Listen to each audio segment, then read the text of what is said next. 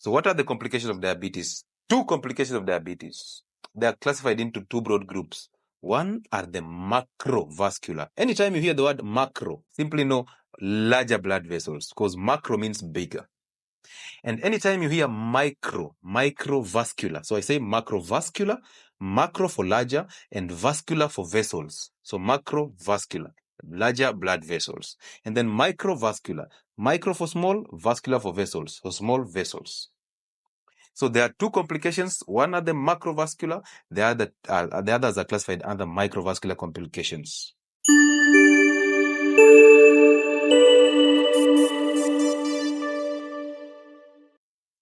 Now I want you to know this. Most of your people suffer eye problems. Gone are the days that we used to consider people who wear spectacles as very sharp people. Because nowadays, if you start wearing spectacles, just seeing blood vision, we start asking questions. What are you eating? Because chances of you getting into diabetes are now evident. If you start getting those numbness, sometimes cold feet, sometimes you get the tingling, like the needles are piercing your legs every single night, start questioning yourself. Is it vitamin B12 deficiency or is it diabetes? So it's time for you to go and do a C-peptide test to see how much of insulin you're producing every time. Once you see that, you can easily know, am I on the right side or am I on the wrong side? Do a HbA1c and see what is happening to it. Once you see those recurrent infections, ladies, now you keep on having this recurrent yeast infection and you've never taken your blood sugar test. You've never asked yourself, why am I even consuming this yogurt all through? Now, I know you consume yogurt. I know sometimes you use the pineapples. I know now it's okra water. I know of the soda with milk, and all these are just coming in with sugars. Guess what? You're creating an environment for survival of that yeast, because yeast survives one under an acidic environment, which is a pH of 5.5. And number two, yeast survives in a sugar environment. So you're actually feeding that yeast. So every time you have a recurrent yeast infection and you're using antifungals, all the time you're in hospital using those insertion tablets, the pessaries, start asking yourself questions. How much sugars do I have in my system? Every time you see a blood vision, every time you have memory lapses. And I tell people, number one symptom of insulin resistance is when you walk into a restaurant, you sit down, you ask for food or request for food. And when that food delays for about 5 minutes, you become very angry. You want to call the manager. Where is your manager? You're now very angry at waiters or waitresses because you're already a sugar addict. You just want that food to actually calm your nerves down. This is the same concept with people who smoke cigarettes. So when you go to a restaurant and sit down and ask for food and it delays by 5 minutes and you're very angry already, start understanding that that is one sign of insulin resistance. Anyway, microvascular complications. Number one, retinopathy. We call it diabetic retinopathy. When I say retinopathy, retina, the eye. So when you start seeing that blood vision, you're starting to alter the retina. You're starting to destroy your retina, a very important portion of the eye. You start seeing blood vision. Sometimes you see darkness. You're driving and kidogo giza inakupita. Then you come back. Start thinking twice. You might think it was sleep, but it's retinopathy. Again, remember the eye is supplied by nerves, neurons, the optic nerve. So when sugar destroys nerves, we will see again peripheral neuropathy. So sugar destroys the nerves, and one of the nerves is the one that supplies the eye. So imagine double tragedy. If sugar destroys the optic nerve and then sugar destroys the retina, you will go blind. Number two, so I've talked about retinopathy. Number two is nephropathy. Nephrons are cells of the kidney. So these words are basically, they're just connected to just confuse you and to establish some dominance in the medical field. Nephrons are cells of the kidney. So nephropathy is destruction of the cells of the kidney. Now remember this, that your kidneys play a lot of roles in your system. Number one, they activate vitamin D. So vitamin D comes from the cholesterol in your skin. It is hit by UV radiation, the light from the sun, and then now it's activated. But that is still inactive vitamin D. It is then carried all the way to the liver for further activation. And then after the liver, it is then carried to the kidneys for the final stage of activation. So kidneys and the liver, they are the organs that will actually boost your immunity because they activate vitamin D. So if you have a fatty liver and you have kidney problems because of the sugar that you're eating, of course, your immunity will go down because low vitamin D, you cannot activate it. Okay? So the kidneys activate vitamin D, therefore they boost your immunity. They also activate the same vitamin D, which is very important for deposition of calcium and phosphorus in the bones. So if you have kidney problems, you will have very weak bones, osteomalacia and osteoporosis in the older people. The kidneys also instruct the bone marrow to produce red blood cells, which tells you if the kidneys are messed up because of that sugar that you're taking, you will end up having anemia. Now, how many pregnant women are always in hospital taking the folic acid tablets, the ferrous sulfate tablets to boost your blood levels instead of fixing the sugars to fix the kidneys? And then the kidneys will do their job to instruct the bone marrow to produce red blood cells. So the kidneys help you produce red blood cells. Therefore, fix the kidneys, you get your bone marrow active, you get the red blood cells, anemia disappears. Your kidneys regulate acid-base balance. Therefore, acidosis and alkalosis will not trouble you if at all your kidneys are functional. Your kidneys regulate the fluid balance. They regulate blood pressure, which basically means they are the homes of regulation of blood pressure. Now, they will lie to you that if you have hypertension, stop using salt. But why would I stop using salt when the issue is not the salt? Because the kidneys are the ones that excrete salt naturally. So they have no problem. So why do you tell me to stop eating salt, but continue eating sugar in form of brown bread, in form of sugar cane, in form of fruits? Why do you tell me to keep eating these things when they're the ones that will destroy my kidneys through the microvascular complications of sugars, which is nephropathy? Ask your doctor that question. Why do you tell me to eat fruits that have sugar that will destroy my kidneys, and I'll end up having nephropathy as a complication of these sugars? But why are you telling me to stop taking salt? Yet salt has no problem with the kidneys because it's natural. It's a natural role of the kidneys to excrete excess salt. So where did I come to a point that I can eat sugar that kills my kidneys, but stop eating salt that can be easily excreted by these kidneys if I don't eat sugar? Are you getting my point? What kills the kidneys is the sugar. So stop the sugar and enjoy the salt. It's that simple. It's there. You can see it. And now you'll have a backup here because you have the knowledge already that I'm putting into your head that nephropathy is not a complication of salt, it's a complication of sugar. Anyway, number 1, retinopathy, blindness. Number 2, nephropathy, hypertension, anemia, osteomalacia, low immunity, and now you see that. Number 3 is what we call peripheral neuropathy. Neuro for neurons, the nerves. So when you start having that numbness, because it's peripheral means outside the brain and spinal cord. So on the periphery, your extremities. So when you start feeling that numbness, that tingling, the needle-like piercings in your legs, the cold feet and the hot feet sometimes at night, that is what we call peripheral neuropathy, another complication of sugar. Another complication of sugar. So imagine that. Imagine losing the eyes, imagine losing your kidneys, and imagine losing your nerves. And again, in the brain, you start losing memory because again, sugar kills the brain. Now you see in your children, there's this condition that they keep calling ADHD, attention deficit hyperactive disorder. Now, when your child is just active, running around, they are now calling it a disease. But they are not telling you to stop sugar in these children. That's the reason why they'll even chop off your child's tonsils, but they'll never tell you to stop eating sugar. Because 98% of food products from the industries are rich in sugar. So if I tell you to stop sugar, imagine today if sugar industries just close down. Food industries will close down, pharmaceutical companies will close down, and most of you who are sugar addicts will just drop dead on the roads because of the addiction that comes with sugar.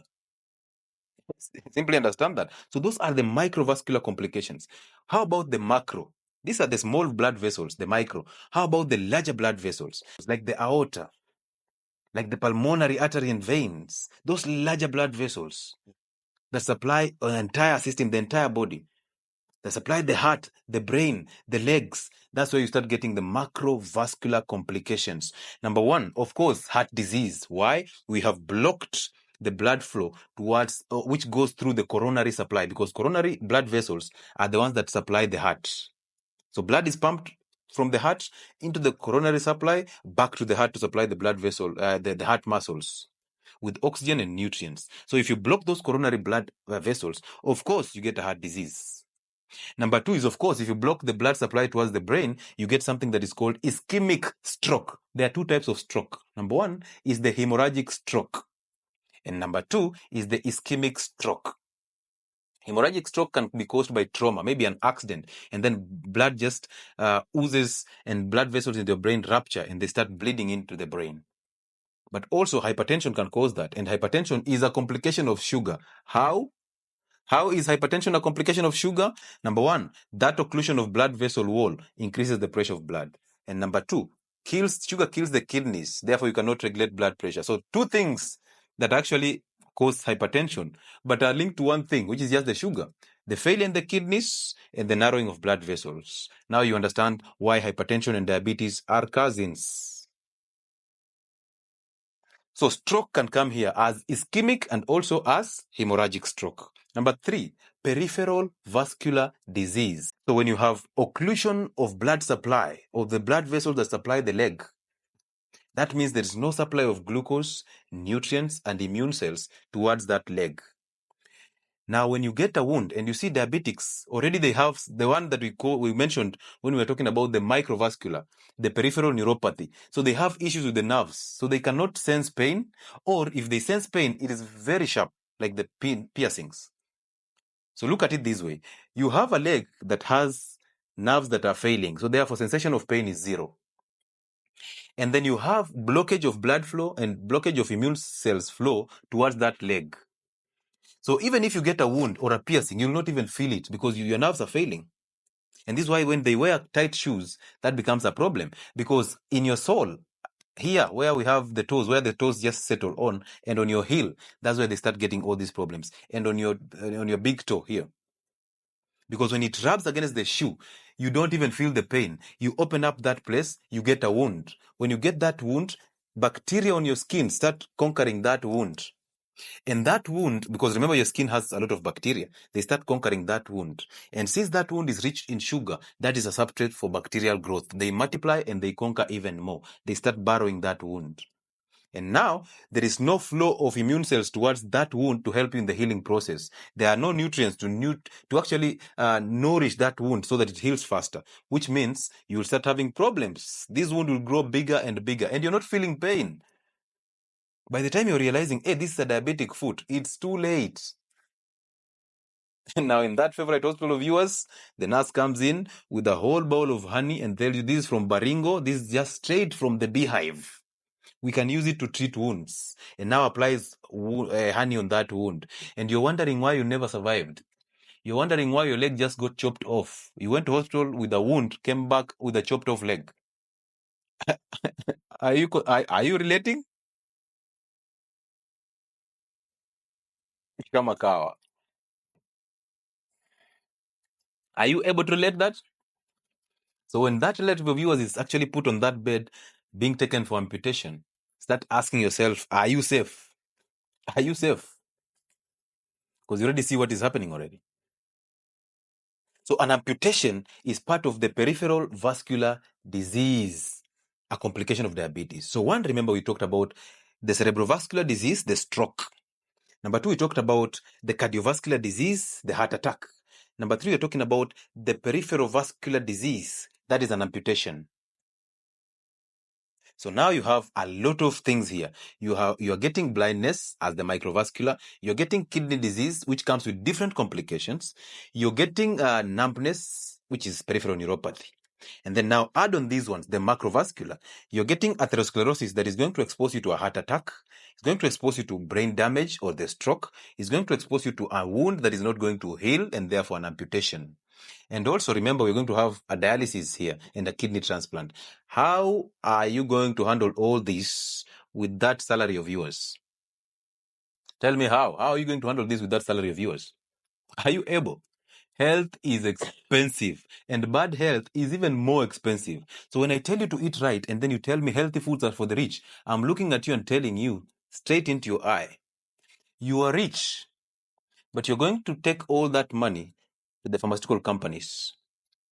Those pharmaceutical companies are the ones that are sponsoring treatment guidelines for diabetes, amputation guidelines, all that are being sponsored by the big pharma. So you're going to work hard for 20 years, save a lot of money, but this money will be taken away from you in a snap. So people who have glaucoma, remember the eye rot, retinopathy, glaucoma is there, that building blood pressure in the eye. Then you have popping eyes. People who have cataracts, the one that you go and they peel off your eye and then they give you spectacles. And then you come back again after 6 months, they peel off another one and now you go blind. So now you have neuropathy. And neuropathy, we have both autonomic and peripheral. So peripheral, you will have lack of reflexes. So when you touch a hot pan, for you to withdraw that hand, it will take you a lot of time before you withdraw that hand. That is what we call reduced reflexes. You will have either increased or reduced sensations to pain. So if it is reduced, of course, you'll never feel the pain. If you hurt yourself, you'll never feel that pain. Drugs for diabetes simply aid in dumping this sugar from blood into the cells. So drugs for diabetes are not getting sugars out of your system. No, they are not. They're actually dumping sugar into your system. How do you expect to recover from this condition? When you're taking that metformin, it's actually increasing the blood flow, the sugar flow from blood into the cells. These are the same cells that somebody who is diabetic already, the cells are full, but they cannot utilize this glucose. But you're taking a drug that is simply dumping the sugars back into these cells that are already full. What do you expect? You're taking insulin shot that is going to pump sugar from the blood straight into the cells that are already full. Tell your doctor, yes, you're fixing my body, but tell me, where are these drugs taking my sugars to? Because I'm expecting you to give me a drug that will take sugar out of my body. Why is it that these drugs are still dumping blood sugars into the cells? So this sugar is not going anywhere anyway. So for neuropathy, we say the autonomic one. So we have for neuropathy, we say we have peripheral, which is basically the reflexes are reduced, the pain is reduced, and you start having all these issues and the sensations, and then sometimes painless injuries. But on the autonomic side, we have erectile dysfunction. Now listen to this, men. This is erectile dysfunction in a nutshell. For you to get an erection, your penis is like a sponge. It needs to soak with blood for it to get an erection. Now, this is the problem. As you take that alcohol, which is rich in sugar, as you take that sugar, as you take that soda, you're loading your system with sugar. You're going to block the blood flow towards the penis because sugar will clog the arteries that carry blood into your penis to aid you in an erection. So when there is no blood flow, what do you expect? Brother Bernard, the flag will be low. Now, again, remember, getting an erection is not enough. You need to maintain that erection. This is where the nerves play a role because now remember, an erection is because of blood flow towards the penis and also nervous supply towards the penis. So it starts from here to the blood flow. So if you have altered blood flow towards the penis, no erection.